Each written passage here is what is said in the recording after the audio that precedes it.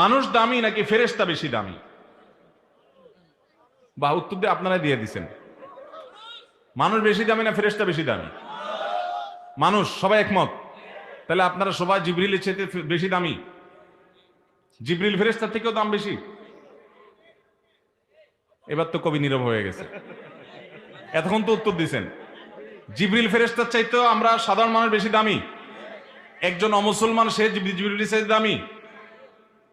তাহলে একটু আগে বললেন মানুষ ফেরেশতার চাইতে দামি।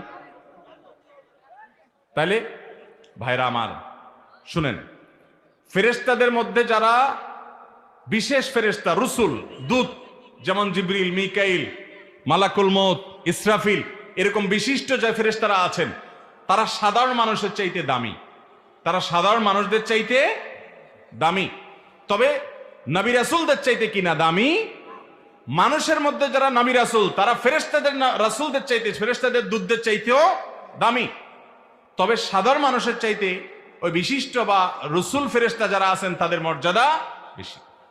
আর সাধারণ ইমানদার যারা তাদের মর্যাদা সাধারণ ফেরেশতাদের চাইতে বেশি।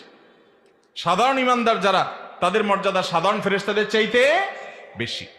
তাহলে ঢালাও ভাবে বলা যাবে না যে মানুষের মর্যাদা ফেরেশতাদের বেশি। তাহলে মানুষ তো অমুসলমান যে বেঈমান যে কাফের যে ওইটাও তো মানুষ, তাহলে সে কি ফেরেশতাদের চাইতে বেশি দামি?